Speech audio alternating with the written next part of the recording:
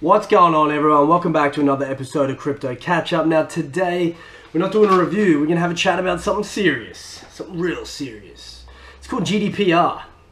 Now, over the last couple of weeks, definitely maybe months, you would have been receiving emails in your mailbox, privacy policy updates for every company in the bloody world.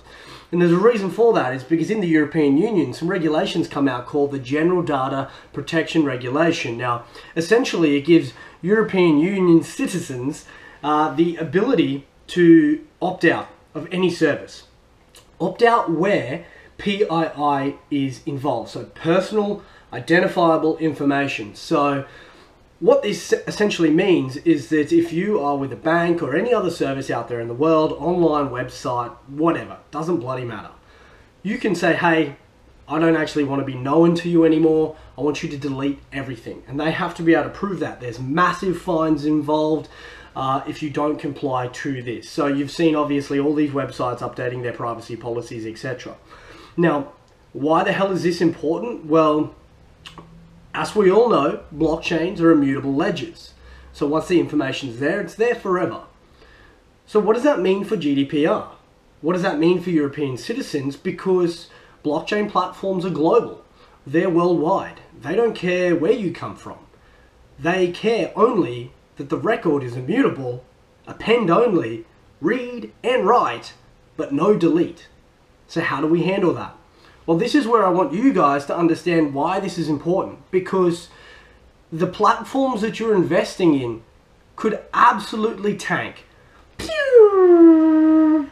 Drop the knife, because they're going to come under the scrutiny of such regulation going forth. So if they're not designing their platform in a way in which handles this appropriately to ensure that they're compliant, well, you're going to have a problem. And if you are trying to find it as an investment and not a utility, either way, you're going to be burned.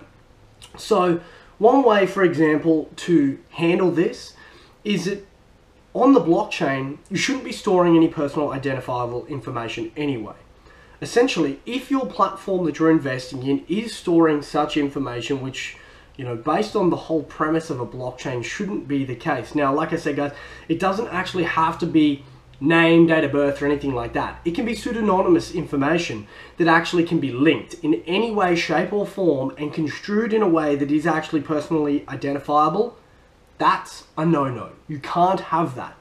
So what these blockchain platforms need to do, if they are going to store such information, they need to essentially put it in a personal data store that's not on a blockchain. It's not on an immutable ledger. So what happens then is that the blockchain goes through, it does its hashing and it puts in its transactions, and if it needs to refer to personal identifiable information, it uses a pointer. And this pointer then says, point to here. At this location, this is where you'll find that personal identifiable information. So then, if something comes along and the person that's actually in question here goes, I no longer want to be known to this service, we delete it from our private data store, but on the blockchain, when we're actually traversing through the transactions trying to find who this person is, the pointer is actually referring to a logical location that doesn't exist anymore. So in effect, you've become compliant. Now, this is not the only way to do it. This is not the best way to do it. This is a way to do it, because I know there's a lot more technical people out there than me that will obviously have something to say about this. However, I'm making you aware that GDPR is something that, though you're not a European citizen, you actually need to care about, because it will affect the outcome of your platform moving forward when they clamp down the ban hammer on those individuals which of course are not compliant. Now, like I said earlier, why are we storing personal identifiable information anymore on such services? I have no idea. Just like anybody investing in Shivum to put genetics on a blockchain. What a fucking shit idea. Anybody who bought into that was obviously paid off in terms of advisors or otherwise, because that is rubbish. Why would you want to buy and sell your genome and genetics like that? I have no idea. So maybe, I don't know, maybe I don't get it. Maybe I want to be sold off and mutated in all my personal life. I don't know. Yeah, Doesn't make much sense to me. But anyway, I'm sure there's a great use case out there, except for the price currently. Anyway, what we want to make sure is, guys, you are thinking about how these investments affect you. If you're going to buy shares, you're going to research the shit out of that company. You're going to make sure that it is doing what they say. They've got a track record. They've got the people involved. Their business plan and everything is sound. It's exactly the same in this circumstance. Make sure that whatever they're doing, whatever their business model is, or the technological platform, protocol or otherwise that they're trying to present to you if you are going to invest, doesn't cross these boundaries. A lot of them won't.